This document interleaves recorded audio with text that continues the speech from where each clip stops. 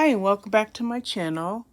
I thought I would do a whip-in chat. Yes, I am actually cross-stitching while I talk to you about a series that I read, and I might even mention a couple of other series that are on my horizon. And the first series I'm going to talk about is the Library Lover series by Jenn McKinlay. There are 13 books in this series, and book number 13 is The Plot and the Pendulum. But last year I read, what did I read last year? Let's go see. Last year I read Killer Research and maybe One for the Books. I'll verify that later. So I read those two last year, reviewed them on my blog, and then this year I got the plot and the pendulum, and I'm thinking, you know what, Robin, go ahead and take a few days and binge read the series. And that's exactly what I did. I'm not liking that floss right there, so we're going to frog this. So let me see if I can tell you about these 13 books in a concise manner, and we'll go from there. So as I frog this out, the first book we'll talk about is Do or Die. Now, the first few books in this series had a literary question and fact. I wish they continued that throughout the series, but the first one that they did for Do or Die is what is the original meaning of the word clue? And then at the end, it gives you the blurb, and then at the end of the blurb, it gives you the answer. So I just give you the answer. It's a ball of yarn or thread. That was the original meaning of the word. And like I said, I kind of wish that this series, excuse me, continued those little literary trivia questions, but I don't think they went past the third or fourth book. So in Do or Die is when we first meet Lindsay Norris for the first time in this series. And as I mentioned, there are 13 books, but I'm sure that as long as the author is able, she will continue the series. But the 13th book, I'm not quite sure when it comes out, but I'll let you know when I get to it in this summary. So, like I said, even though last year I read 12 and 13, 11 and 12, I'm like, nah, Rob, you're going to go back and you're going to binge read the series. And it was perfect timing, actually, because it was time for the Shadow Lounge monthly readathon.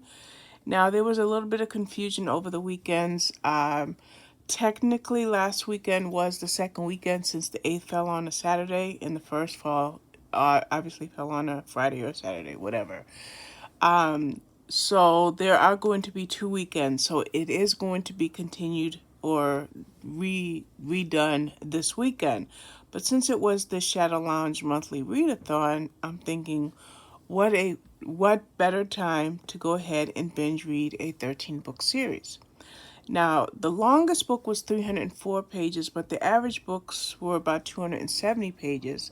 So I was able to read at least 3 books a day, sometimes 3.5, even 4 books a day in that series. Because, as mentioned, it was they were rather short.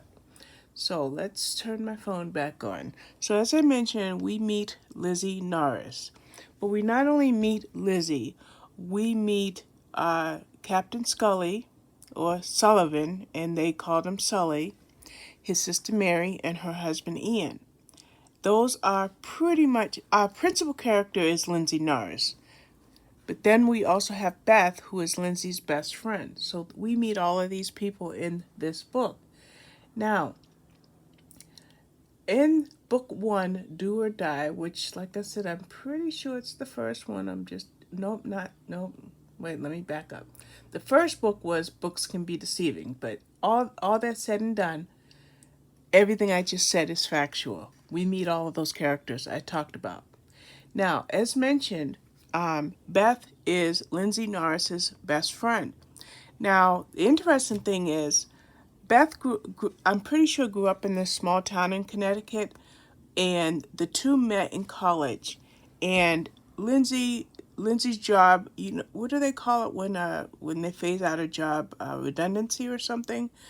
She lost her job due to that, so she takes on the job as library director in this town called Briar Creek. So, in a sense, it was two best friends that now get to see each other every day because Beth is the children's librarian at the library where Lindsay is now working. So, Beth is working on a children's book and she is trying to get an editor or an agent or someone in the literary field to look at her book.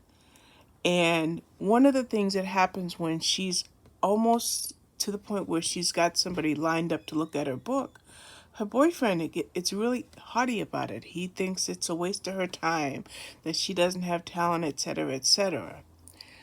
I'm not going to tell you why. Of course I won't tell you why, but I will tell you this. Her boyfriend is found dead, and Beth is suspect numero uno. She is the first suspect in mind for the police. And now Lindsay wants to do whatever she can. Whoops, I did not do that stitch correctly. Lindsay wants to do whatever she can to prove that Beth is innocent and also find the killer. And that is basically the gist of, I know I just regurgitated the plot, but I'm trying to set the groundwork for this particular first book in the series and how we meet Captain Mike Sullivan, Lindsay Norris, the other Briar Creek Creekers, which are town members who stayed in Briar Creek. And then we also learn that with Sully's job as a boat captain, he ferries people to Thumb Islands, which are all the islands around Briar Creek.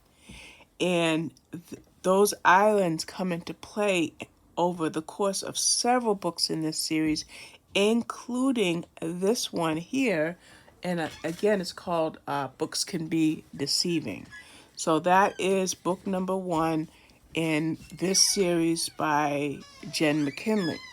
So as mentioned, I was binge reading this series, and that's when I got to the next book, Do or Die, and I think 13 books in 3 days, so that's how I read it. And this is where the literary a question comes up. What is the meaning of the word clue? Because I had it open to the wrong book. So what is the second book in this series about, and what are we learning about Lindsay at this point? Well, the first thing I can tell you is that this series, if I haven't already said it, I'm not liking that stitch either. Okay. The first thing that I want to mention before I tell you about book number 2 is that this is a cozy mystery series. So when you have cozy mysteries, what do you have? You have crime and mayhem. And most cases in cozy mysteries, you have a sleepy little town that's not such a sleepy little town anymore. And that's what we have here. So when we get to the second book in this series, now we meet another character who we will see quite a bit in the series, and her name is Carrie Rushton. Now, there's a program, and it helps with fundraising and things of that nature, and Carrie is up for presidency of the Friends of the Library. Well, we find out that Carrie's husband, who was a meek little, just a meek little fawn type of a man, a really weak man, somehow he's killed, and that just like in book number 1, when Beth's previous boyfriend Rick was killed, Beth became the number 1 suspect. So in this book, when Carrie's husband is killed, Carrie becomes the number 1 suspect. And that's the gist of this book. But we find out something else. Carrie's bid for presidency for the Friends of the Library did not come without its own bit of angst. So while Lindsay is focused on trying to help prove that Carrie didn't kill her husband, then we realize that lives are going to be coming into jeopardy. There's going to be more danger, there's going to be more fear, and there's going to be more mayhem in this sleepy little town, like I said. And that is, what did I say? This one is do or die, right? Yeah, that's do or die. Then I moved on to book, line, and sinker. Now you're going to notice that with this particular series, there are puns in the titles sometime.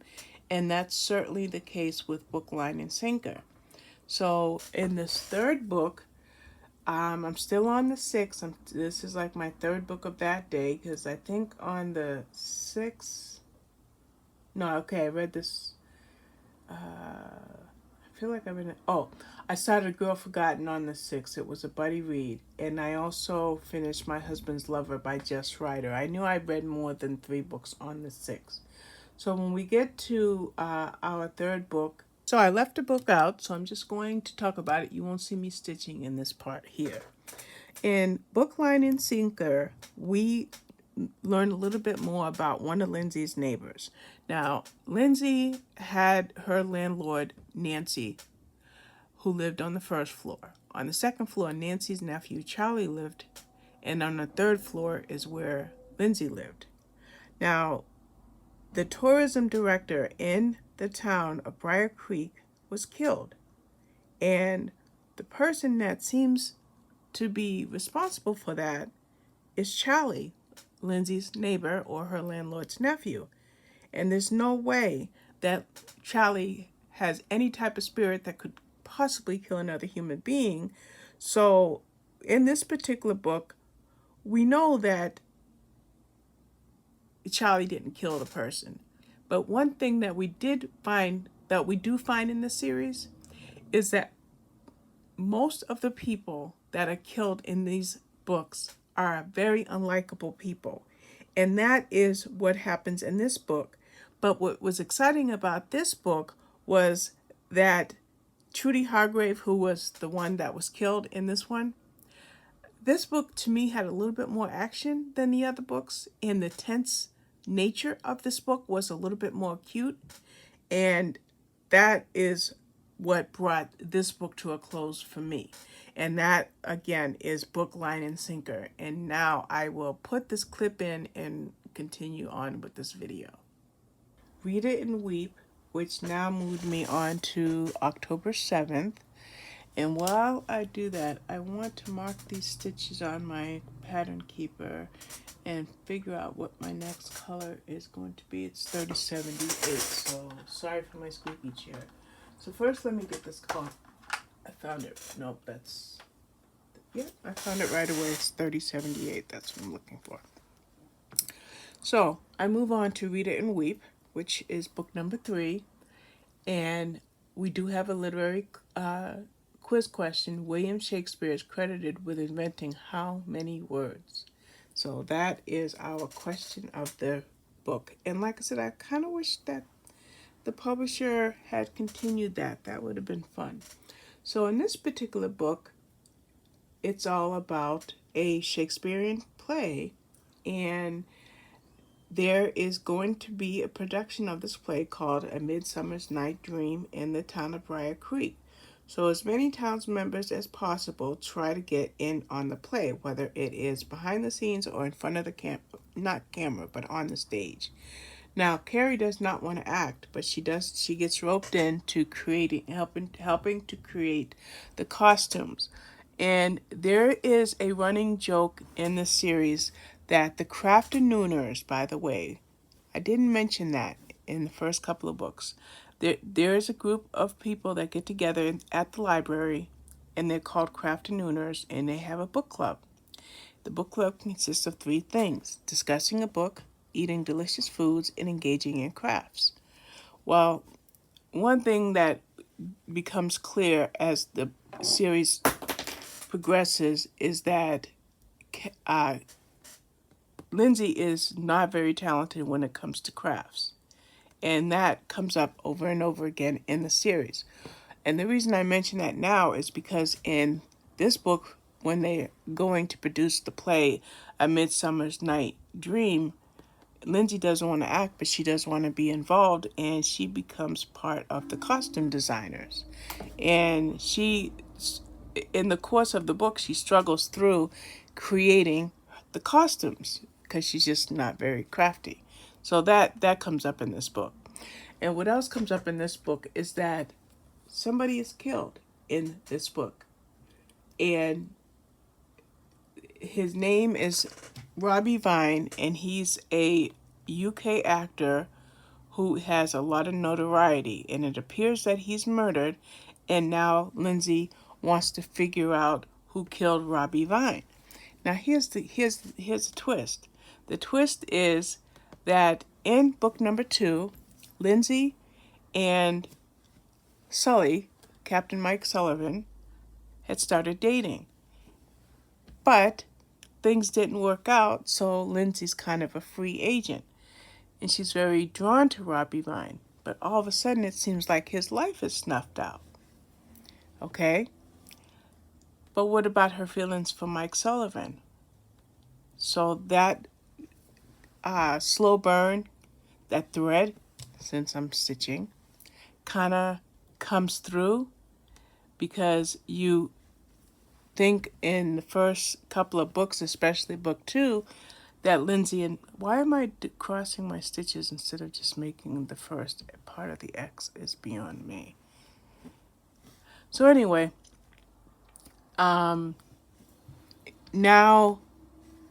the question is, will the play go on? Who will play the lead? Because now that Robbie Vine is not there, and what was the motive? And the thing is, for me to tell you this, I gotta think. See, something happens over the next, actually over all of the remaining books in the series. And I'm going to try not to tell you what that is because it would spoil this third book in the series. I haven't given it much thought because I haven't written the reviews yet. So I got to think about that. So we'll just leave it at that. And sorry for giving pause, but I'm going to see how the blurbs read for the other books before I say anything more. So Lindsay's job as librarian, as costume designer, as best friend, as the broken up girlfriend with Sully, and with all the dear friends she has at the library, now she feels like she's got to figure out what happened to Robbie Vine. And that is the third book in the series. Loved it, loved it, loved it.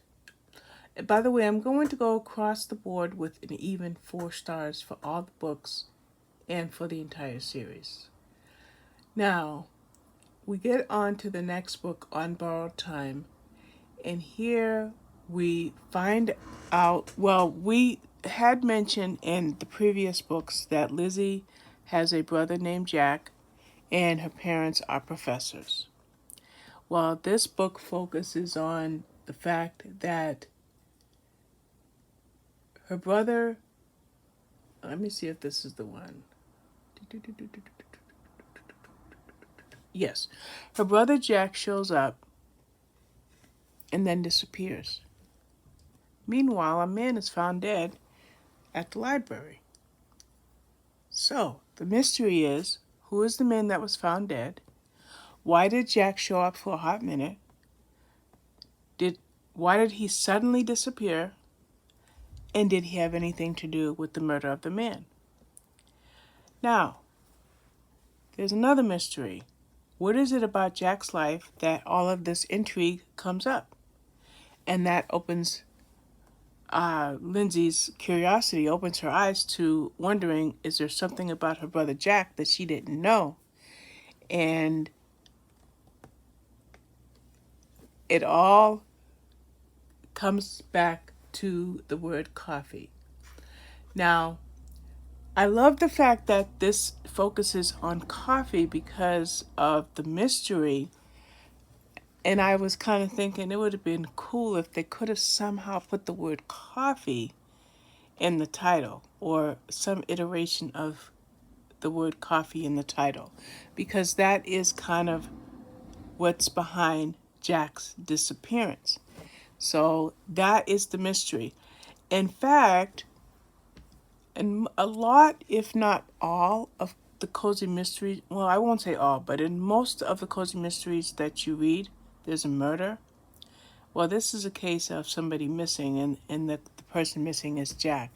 So I like that every week in this sleepy little town in Connecticut, Briar Creek, somebody's not murdered in every single book. So that's what book? The next book. I think we're on book 4. So then we move on to the next book, A Likely Story. And in this book, we have 2 brothers, Peter and Stuart, and they are recluses. Now, I mentioned earlier in the video that there's a bunch of islands that surround Briar Creek called Thumb Islands. And Lindsay had a library route, and one of the things that she did was deliver books to these 2 brothers on this island. And they were so secretive or reclusive that she never got past the dock. Stuart always met her on the dock. Peter was actually in a wheelchair, so of course he never met her on the dock, but Stuart always did. Well, Sully is a ferry, a ferry captain or a boat captain, so he's the one that drives Lindsay out to the island. Well, when they get there, nobody shows up. Stuart isn't there. And Lindsay's very worried because, wait a minute, Stuart always meets me here. He doesn't want me on his island. Well, her and Sully decide to investigate the fact that Stuart didn't show up. Well, they're going to go to the cottage or the house where the 2 brothers live. And one of the things that Sully tells her is, you walk where I walk, because they booby trap this island to keep people off of it. And he gives her an example of how dangerous those little booby traps can be. So they meander their way, they amble up to the house, and lo and behold, Peter is dead from a gunshot. Stuart is nowhere to be found. And that is the mystery that we read in this book. And the question is, can she find, who killed Peter? Where is Stuart? And is the person that killed Peter Stuart? And if not, is Stuart's life in danger? And why is Stuart nowhere to be found? That's all the gist of it. I mean, like I said, I'm more so telling you about each book versus actually reviewing them. I will do that on my blog when I write out these book reviews, but I'm just giving you the gist of each one. Now, when we move on to the next one, Better Late Than Never, in this particular book, it's like Amnesty Day. Any old library books that you have, you can return without a library fee. Now, one of the characters in this series is, I can't think of her name, but they call her the Lemon. And she, why am I not thinking of her name? She is like the old library, like a school mom, but the old library lady with all that type, attitude. So she's not crazy about Amnesty Day, but they have it. And one of the books that gets returned is a book that is 20 years past due. Well, let me see if I've got this right. This doesn't look so great. Yeah, I'm not sure. I'm going to pull that stitch out. So, sorry if my head came into the camera. I'm not sure if it did or not. So, there was a clue in this book that Lindsay found when they were checking the book in that led to a murdered school teacher named Candace Whitley who had been killed all those years ago. And so now it may be a cold case, but our amateur detective, Lindsay, is definitely on the scene when it comes to trying to figure out why that clue was found in that book and why that cold case was never solved over the course of those 20 years. And so she starts digging like any good librarian does, and she uses her resources to figure out what happened to that woman and why this library book was actually returned and who returned that library book. Also in this book, and there's something I'm leaving out of the rest of these reviews based on one of the mysteries in a previous book. I'm just going to put it to you like that. But what does happen in this book is this is the book where Lindsay and Sully finally find their feet on solid ground, or their relationship on solid ground. So in book 2 they started dating, in book 3 they had been broken up, and now on to book 5 they finally have solidified their relationship again. And that one, two, whoops. That I don't need these stitches here. I gotta take 4 stitches out. I'm not looking at Pattern Keeper. I was going by memory, and that's why I made the mistake. But it's a small mistake. Just have to take out one more. Well, one more here. Okay, all fixed. So anyway, this is the book, like I said, where Lindsay and Sully get back to their relationship. So that is this. I lost count. I think I'm up to book 6. And yeah, we'll just leave it at that. We'll leave it at that. Let me thread this needle. Okay, so we're going to move on to the next book, which is Death in the Stacks. Now, there is a library fundraiser, and it's being held at the library. And I want to say, because we're in book 7, but I'm going to say something. At the end of book 6, there is a really, really short story. We're talking 17 pages. In that 17 pages, 2 things happen. One, we get a little bit of Lindsay's dog, Heathcliff's point of view. And 2, we meet a new library worker named Paula. Okay? So now we're at book number 7, which is Death in the Stacks.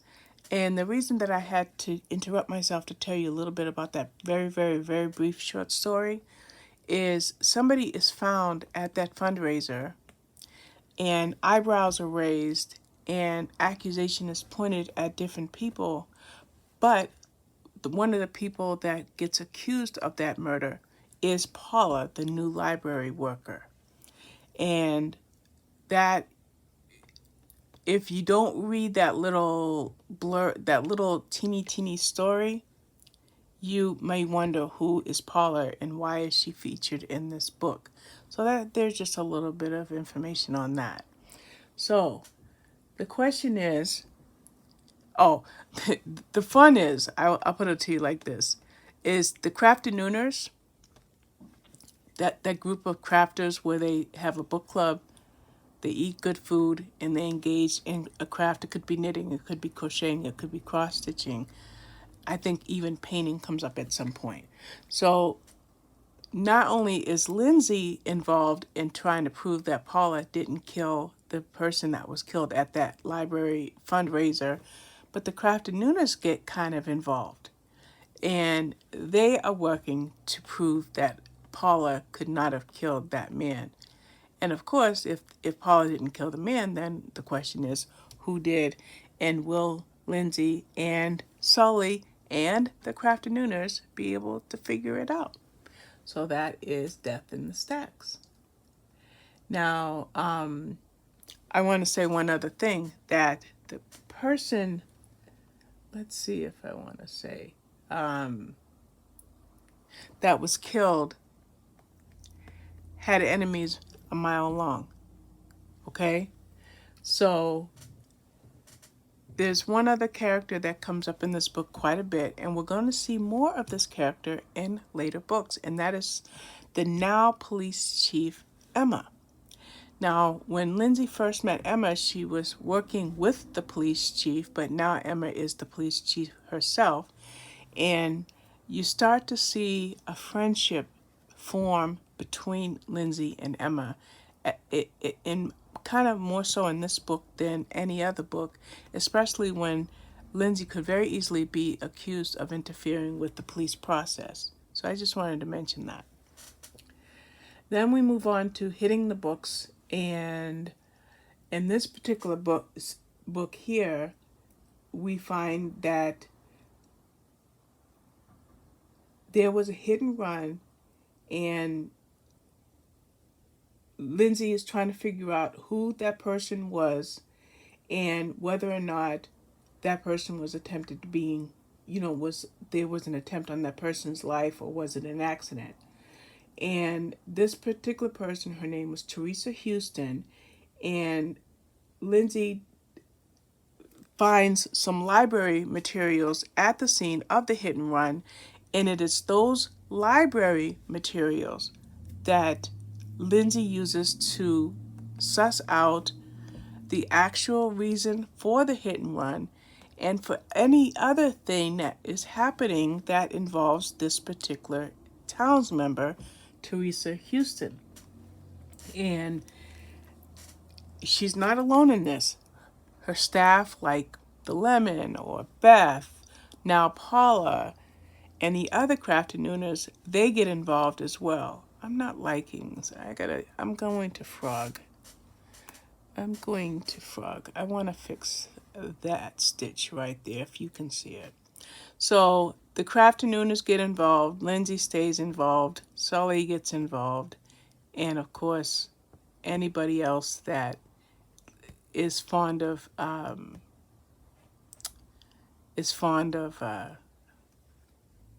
Lindsay. I mean, because they're all good friends. Sorry, I'm working through a magnifier right now. You probably see the tip of the magnifying glass.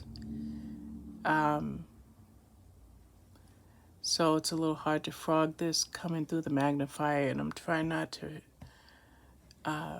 break my thread with this little tool that I'm using. Okay, one. After this, I have one more. Whoops. Oh, I did it. I messed up. I don't want it. Okay, there we go. One more stitch to frog. Okay, there we go. Okay, sorry. So, that is our thingy here. That is our case here.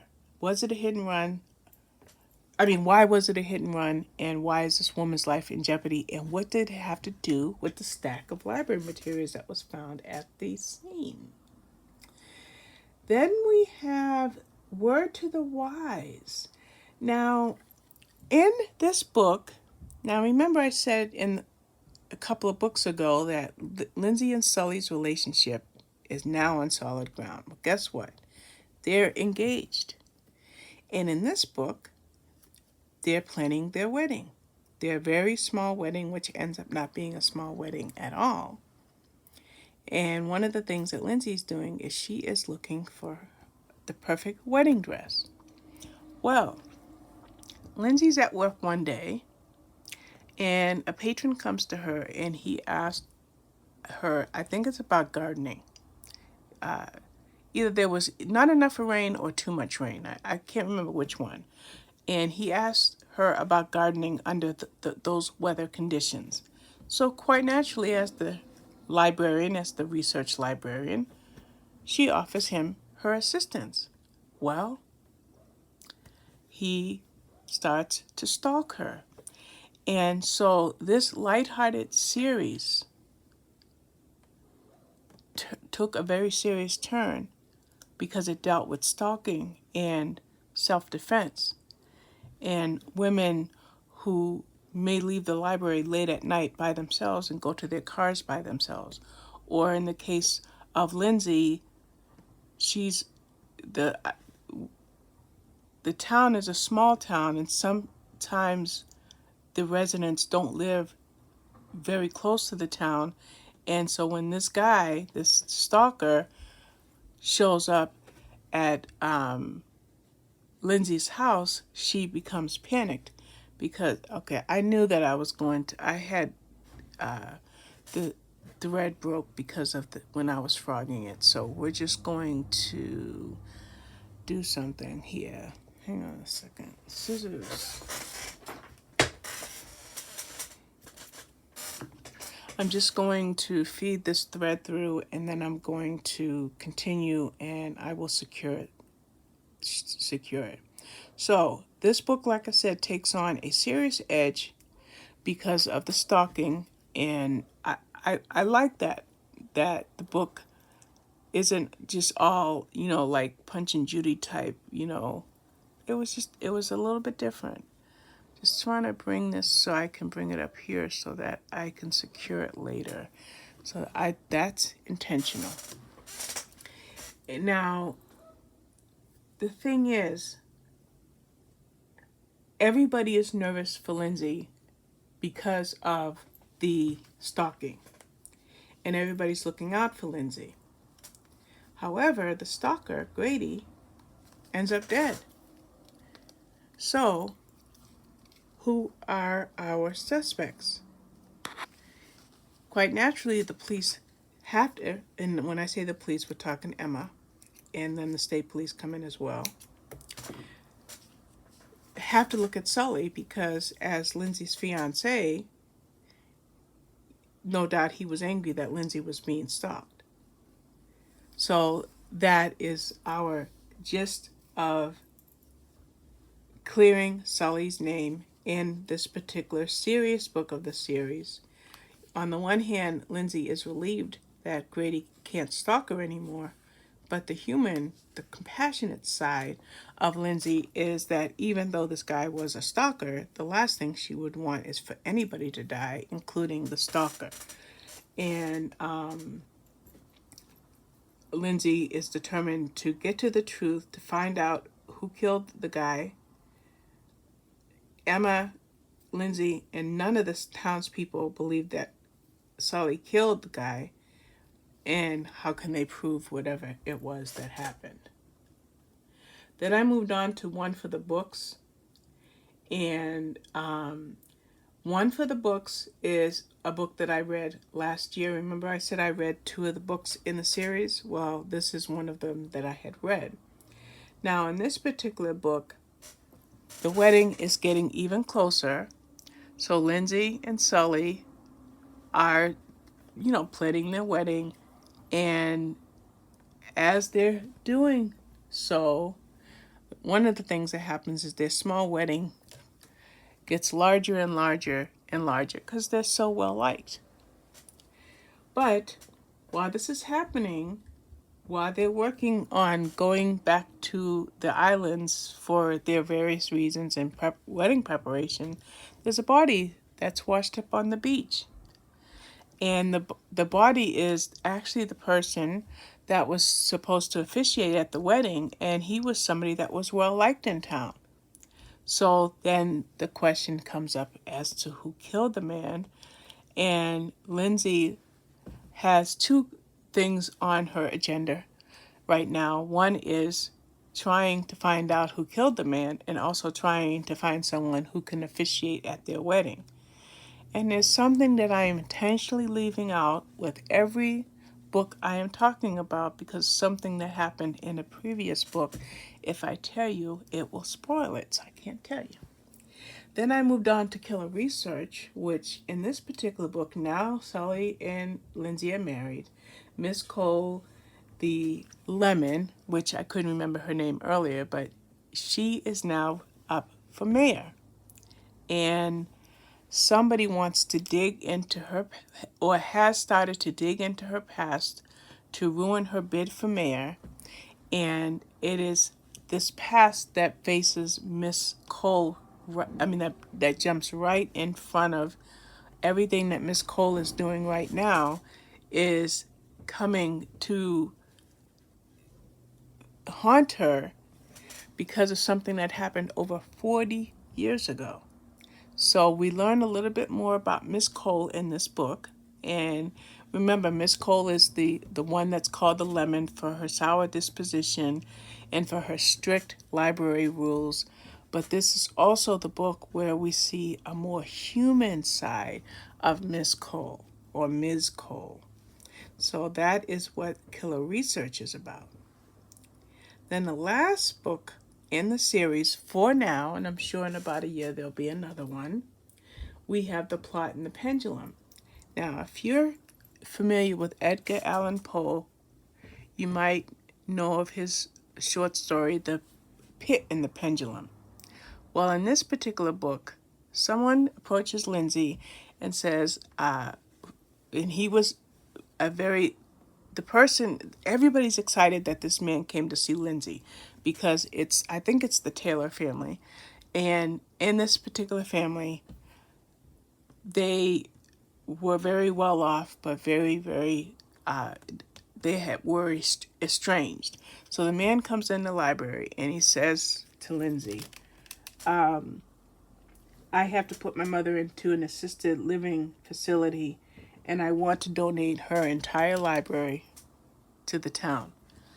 So Lindsay and the Crafternooners and Sully and anybody else that she can rope in go to this house in order to start preserving the collection and packing it up and planning to bring it to the library. While in so doing, they discover a skeleton in a hidden room, and the skeleton is holding that Edgar Allan Poe book, The Pit and the Pendulum. Now, because I wanted to read this as a series, I did not read the blurb. Now, it is almost Halloween in America.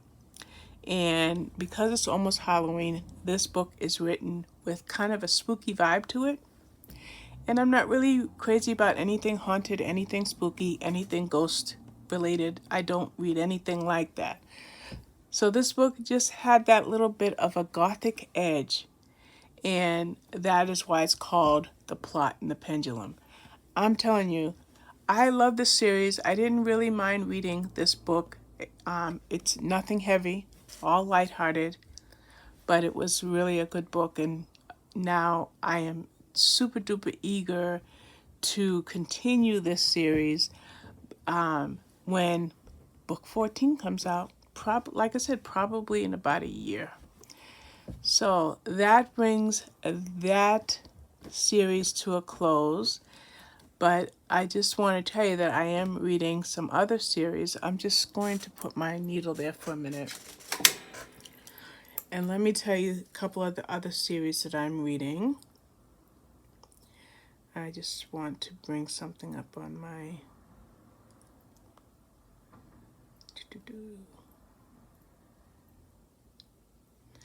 So I have two other series. Hopefully you can see this. I don't know how clear it will be.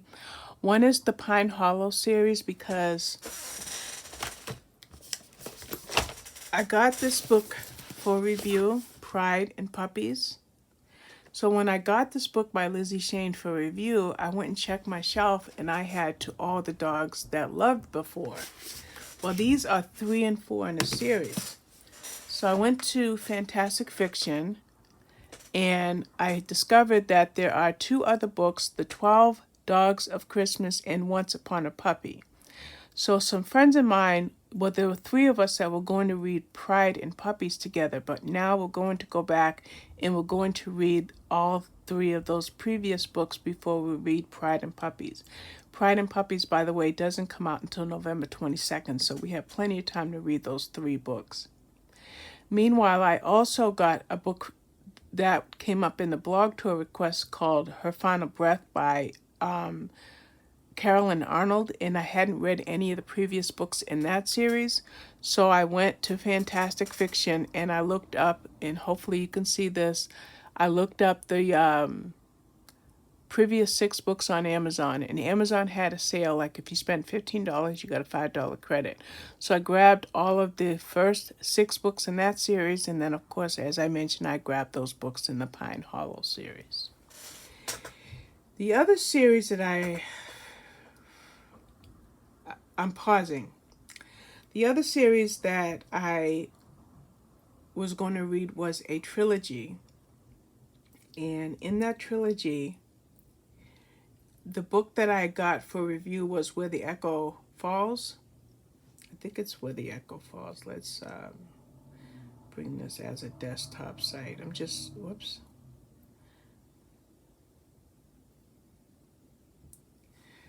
So as I bring this up as, okay, there we go.